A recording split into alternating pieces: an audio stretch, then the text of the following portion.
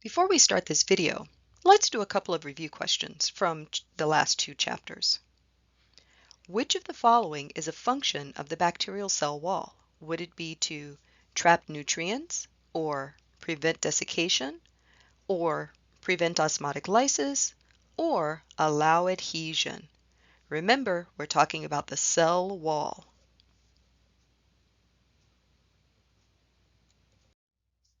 Did you say prevent osmotic lysis? I hope so. That is totally a function of the cell wall. All of the other functions listed here are for the glycocalyx. Remember, you need to keep those two separate when you get to your exam. Complete the sentence. Bacterial endospores are formed when, is it when bacteria reproduce, when essential nutrients are missing, or when bacteria are dying? Right, when essential nutrients like carbon and nitrogen are missing. In this chapter, we'll talk about why.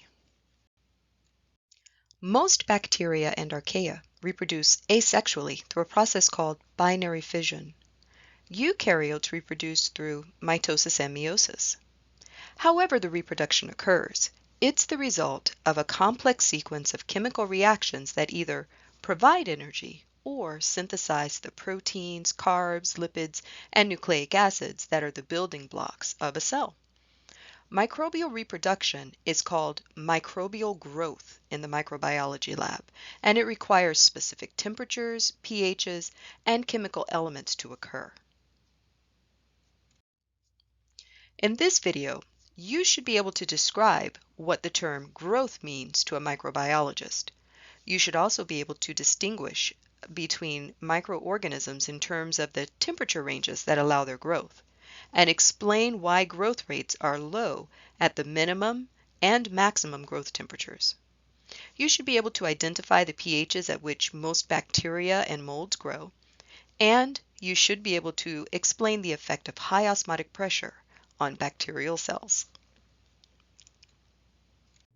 When we talk about microbial growth, it's a little bit different than when, for example, you've seen your cousin for the first time in several years and you say, "Wow, you have really grown." Now, when we see our cousins and they've really grown, we basically mean that they've gotten bigger, or maybe they look a bit bulkier, or stronger, or taller, something along that line. They've gotten bigger in size. With respect to microbes, when we talk about microbial growth, we are not talking about the size of a cell, but rather we're talking about an increase in the number of cells. And this is true for bacteria, archaea, fungal cells. It's true for all of your microbial organisms. When we talk about microbial growth, we can describe the growth of populations of cells. So a population is essentially a group of similar cells. And we can also talk about growth in terms of, say, colonies. So a colony is a kind of isolated population of cells that have reproduced several times. You typically start out with one cell or a group of cells that are connected by cell walls. And as these guys grow, they form a distinct shape that may have a distinct elevation, distinct margins, distinct pigment that we can use to kind of help us distinguish that group of cells from, say, another group of cells.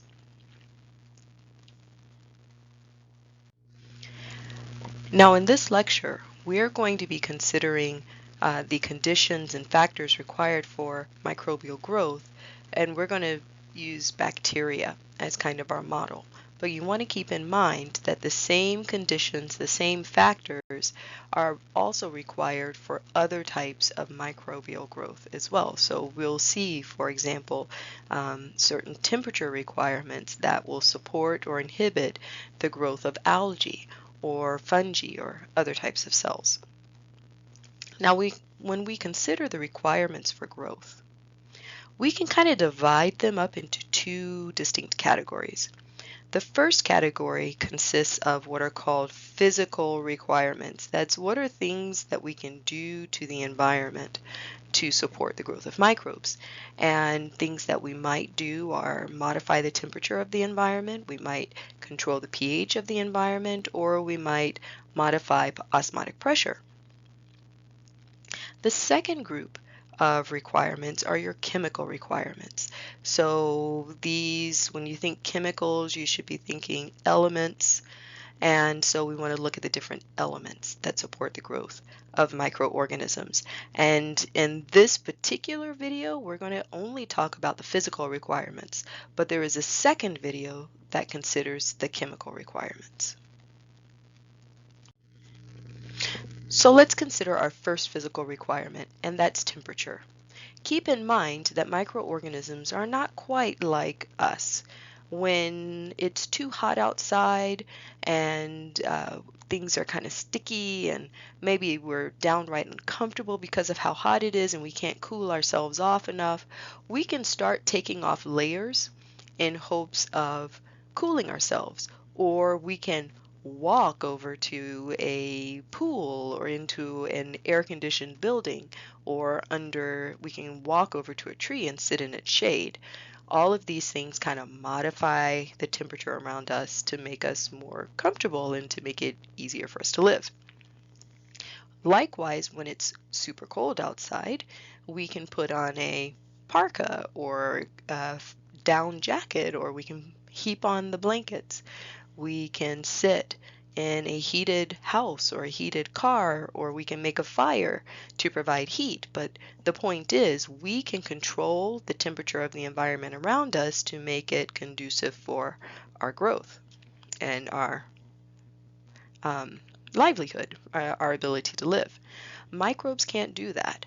Many of them are dependent upon having the right temperature in the environment around them for them to successfully grow. So when we talk about the growth requirements for microorganisms, we describe it in terms of 3 different temperatures. The first temperature is called the minimum growth temperature. This is the coldest or the lowest temperature at which you'll see some microbial growth. And typically the growth is going to be very slow. So we're looking at a very slow or very low growth rate. The cells aren't reproducing rapidly. We also have what's called the maximum growth temperature. So this is kind of the highest or the hottest temperature at which you'll see some growth. Again, the growth rate is going to be very low, very slow, but the cells will grow. Now, really quickly, think back to your basic biology. Can you think of why cells grow slowly at the minimum growth temperature? Maybe pause the video and give that a couple of seconds of thought.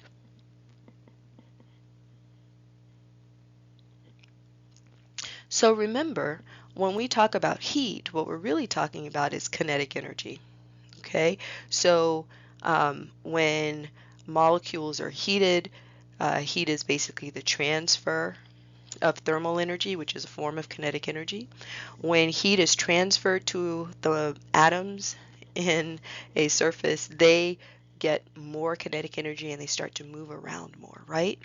If we think about chemicals and atoms, what this means is that as those atoms and molecules start moving around more and more and more, they're going to collide with each other. And if they're moving enough, they might collide with enough force to disrupt the valence electrons in the atoms of those molecules. This is where you get chemical reactions. Now, when it's cold, molecules and atoms have low kinetic energy. This means that they may not collide as frequently. They also may not collide with as much force, so that you disrupt those valence electrons and get chemical reactions. So what this translates to for a living organism is that you may have fewer chemical reactions happening at colder temperatures. Now, you probably will remember that cells have these proteins in them called enzymes, and the job of an enzyme is to make it easier for chemical reactions to happen. Well, the problem with cold temperatures and enzymes is that if the temperature is cold enough, you get something called cold denaturation. So this means that those enzymes they start to lose their shape. They become less tightly packed. And so this means that they hold on to their substrates a little bit less tightly, and it becomes harder for them to speed up chemical reactions. So between the kinetic energy that's missing and the enzymes that are starting to denature, you get fewer chemical reactions, and that means less life because chemical reactions basically drive a lot of processes that we associate with life, like metabolism and things like that. Whew, that was a lot. You might want to replay that one more time to make sure that it makes sense. If you've got it, can you tell me why maximum growth temperatures might lead to uh, slower growth rates? Think back to your basic bio. Maybe pause the video, give it some thought.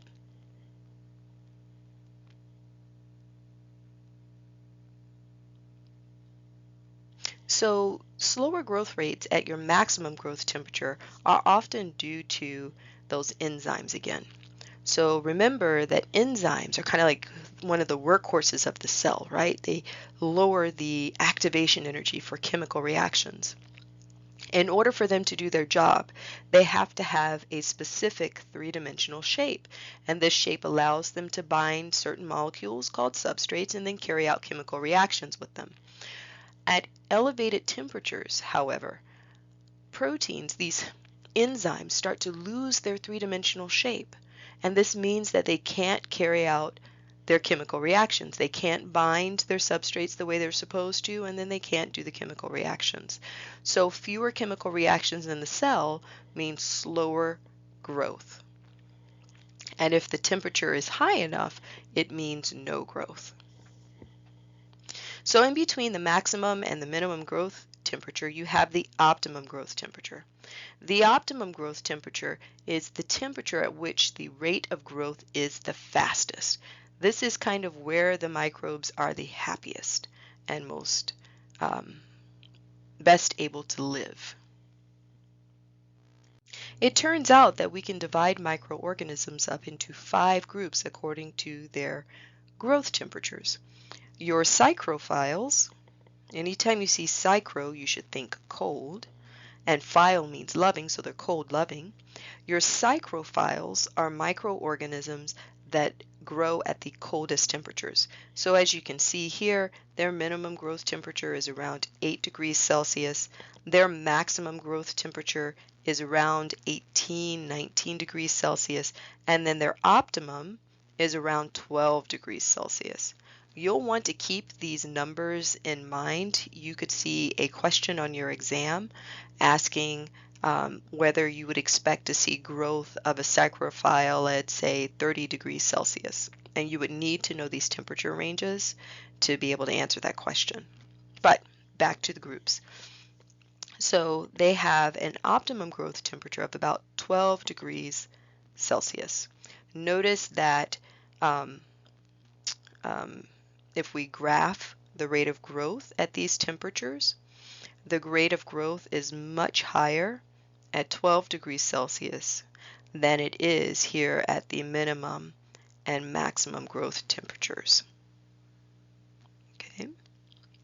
Next, you have the psychrotrophs. So trophs usually means like attracted to.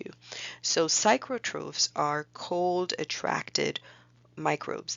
They're going to grow at slightly warmer temperatures than the psychrophiles.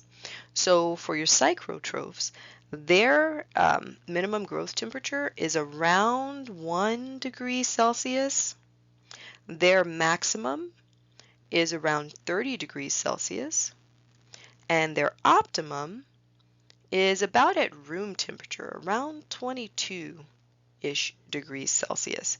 These are those microorganisms that make your food spoil in the refrigerator.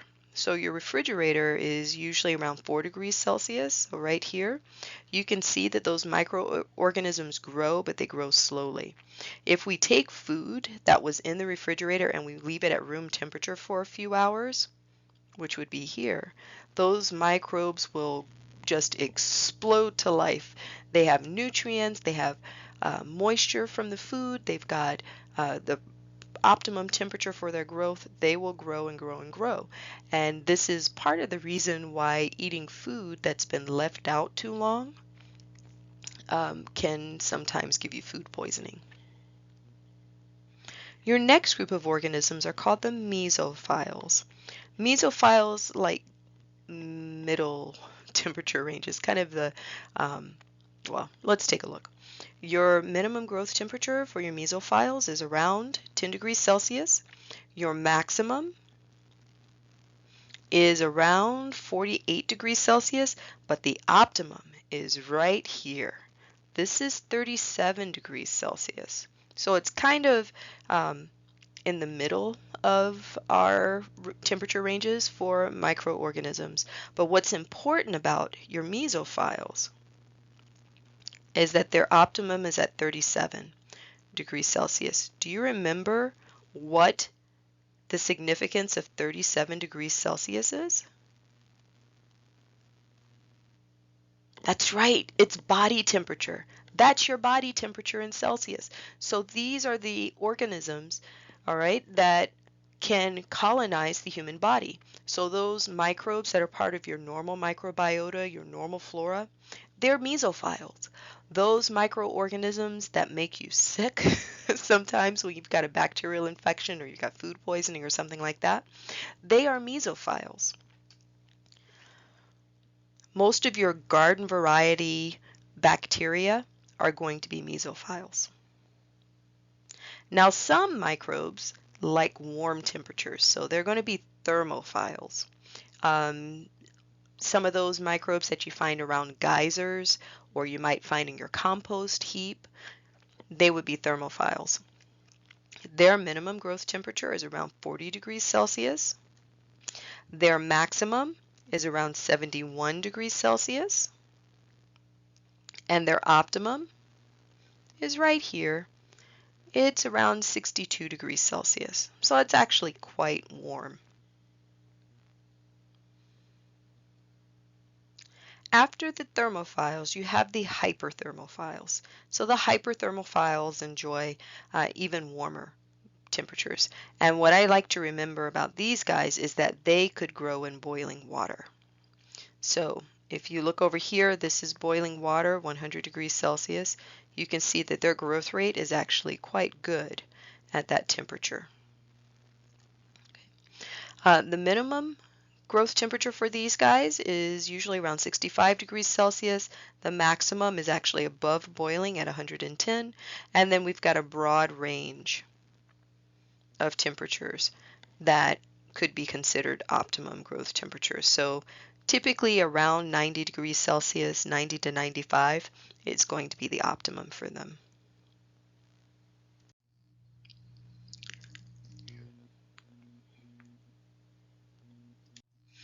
I really like this slide because it reminds us of safe food handling temperatures that we can use at home.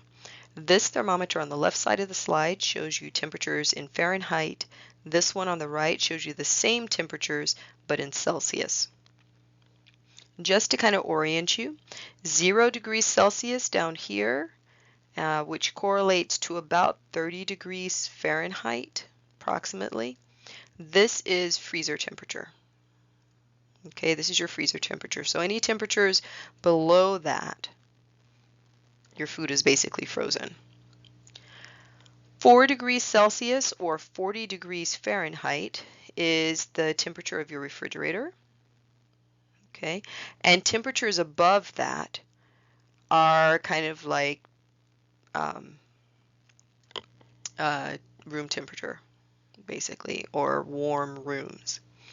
So basically what this figure is showing you is that as long as your food is stored in the freezer or in the refrigerator, there will be no or very slow growth of microorganisms in your food. Very few pathogens will grow at those temperatures. So the food basically stays safe for an extended period of time. Could be a few days to a few months. When you hold foods at warmer temperatures, so above 40 degrees or 4 degrees Celsius, um, then microorganisms that could potentially make you sick will begin to grow. Many bacteria can live at these temperatures. Some of them will grow. And the warmer the temperature is, the faster the bacteria or the microbes will grow.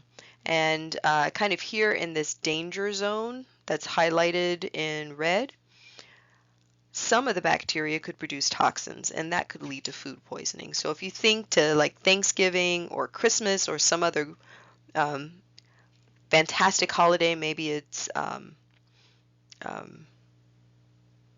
like Eid or Diwali or something like that, where people are doing lots and lots of cooking and the kitchen is hot and things, you very easily could have food being held at temperatures that are in this danger zone, and that could lead to food poisoning of your family, yourself, or your guests. So you want to try to avoid that if you can. I remember um, one Thanksgiving, I had a relative that made stuffing and kept the stuffing on top of the refrigerator where, the top of a refrigerator is usually a pretty warm place. And all of the guests basically got food poisoning, and we suspect it was the stuffing. Why? Because the stuffing was held at an elevated temperature, probably in this danger zone, for several hours. So that means that the microbes in it, the bacteria, grew and grew and grew, and one or more of them produced some sort of toxin which made everybody sick. So you want to try to avoid temperatures here in this danger zone. Above the danger zone, so temperatures that are, say, around 130 degrees Fahrenheit or so, you're actually starting to cook the food. And these are elevated temperatures. Bacterial growth is going to be kind of slow. So this is somewhat safe for food. Temperatures above, say, 130, temperatures above, say, 150 degrees Celsius, 150 degrees Fahrenheit tend to be safe for keeping food because temperatures in this range tend to kill most microbes, although the cooler the temperature in this range, the slower that happens. So you might just want to keep in mind your safety numbers. pH is another physical characteristic or a condition that's important for maintaining the growth of microorganisms. Most bacteria grow between a pH of 6.5 and 7.5. Molds and yeast tend to prefer more acidic environments between pHs of 5 and 6. And then you do have some microbes that are called acidophiles because they like to grow in acidic environments that would be hostile to many other types of microbes. Why do microorganisms tend to live in these pH ranges? It goes back to the proteins and enzymes inside of them. Most enzymes are designed in such a way that they work most efficiently at specific pHs. So for a bacterium, it would be between the 6.5 and 7.5 pH. For a mold and yeast, it might be between 5 and 6. When you keep the microorganisms at pHs above or outside of these ranges, then the enzymes and proteins inside of them start to denature. And remember, denaturation leads to fewer chemical reactions, which leads to slower growth. The last condition that we want to consider that's important for microbial growth is osmotic pressure. Osmotic pressure is basically the pressure that's created when water moves across a plasma membrane due to osmosis. And so the more water that crosses a plasma membrane, the higher the osmotic pressure. Cells want to be in an in an environment with low osmotic pressure. That is, they want the osmotic pressure on both sides of the plasma membrane to be kind of the same. This allows water to cross the plasma membrane freely, and you find this in isotonic solutions. So for a bacterial cell, an isotonic solution would be one that's at about 0.85% sodium chloride. And under these conditions, the cytoplasm is full of water, so that's this kind of brown area here. The plasma membrane is pushed up against the cell wall, which you see here. The plasma membrane is in yellow, the cell wall is in brown, and the cell is basically happy. If we take this same cell and we put it into a hypertonic environment, so this is one where the amount of solute outside of the cell is higher. Notice that our percentage of sodium chloride is 10%, okay, almost 10 times more than our isotonic solution over here. This means that this solution is going to exert high osmotic pressure because water is going to very forcefully move out of the cell as the cell tries to equilibrate that osmotic pressure across its plasma membrane and equilibrate the concentration of solutes inside the cell, cytoplasm, with what's outside the cell. In case you didn't understand any of that, what you really need to know here is hypertonic solutions make cells lose water. Okay? Why is that important? That's important because most living organisms require water in order to carry out chemical reactions. If a hypertonic solution pulls water out of the cell, there's less water around to carry out those life-sustaining chemical reactions. This means that the rate of growth for cells in these hypertonic environments goes down. They stop reproducing as quickly. Their growth slows. And in some cases, you can actually inhibit growth via this process. So for most of your garden variety normal bacteria, they want a sodium chloride of 0.8% in their environment. When we raise the percentage, creating a hypertonic environment, again, the cell loses water. There's less water for the cell to do its essential chemical reactions, and the rate of growth slows. This is basically what happens when people salt cod, or they salt meat, or they smoke meat, or maybe they're preserving fruit and they put a bunch of sugar around the fruit. They're basically causing microbial cells that's on the meat or on the fruit, what have you, they're causing those cells to lose water. If the cells lose water, they become growth inhibited and they're less likely to cause the meat to rot or the fruit to rot or for them to spoil or go bad. That's why you should care about osmotic pressure. Extreme halophiles or obligate halophiles are salt-living microorganisms. Halo means salt and phile means loving. They require higher than normal osmotic pressure. What does that mean? You're looking at organisms here that live in marine type environments where the salt concentration can be above 3%. You also have some extreme halophiles or obligate halophiles that live in the Great Salt Lakes. Some live in the Dead Sea where salt concentrations can be 8 to 10 times higher than what you find in the ocean. Facultative halophiles. This is not working. Facultative halophiles are microorganisms that can tolerate high salt concentrations. They don't need them, but if they're in a high salt concentration, they can still survive quite happily.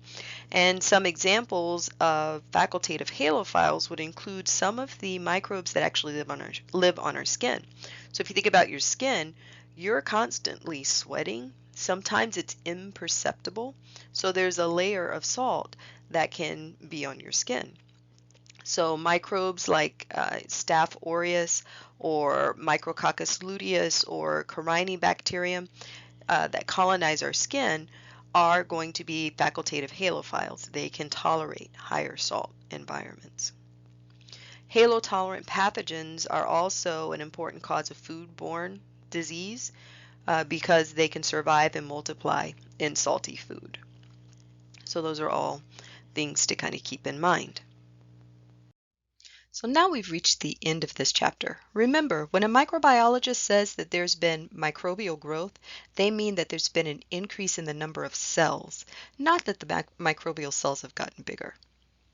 We also talked about the 5 different temperature ranges that microorganisms grow at.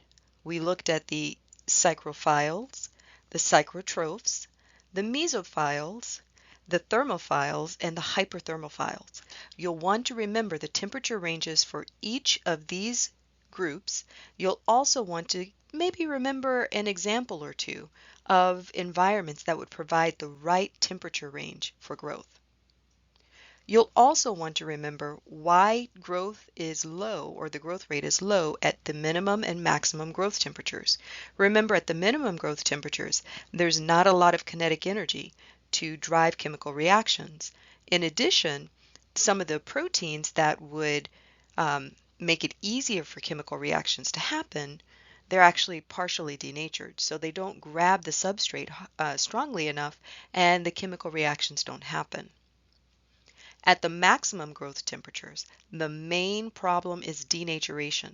Most proteins have a structure that allows them to maintain their chemical bonds at specific growth temperatures. When we raise the temperature of the environment above that growth temperature, then those chemical bonds start to come apart and the protein relaxes its three-dimensional shape and loses its function. We also talked about the temperature ranges at which most bacteria and molds grow. You'll want to remember that. And then we talked about the high osmotic pressure on bacterial cells. Specifically, remember when there's high osmotic pressure, then water tends to leave the cell. This is when there's high osmotic pressure outside of the cell, that is, when the cells are in a hypertonic environment. So the water leaves the cytoplasm of the cell, which leaves the cell dehydrated, and chemical reactions are less likely to occur. So that's it for this video. In the next video, we're going to talk about the chemical requirements for growth. I'll see you there.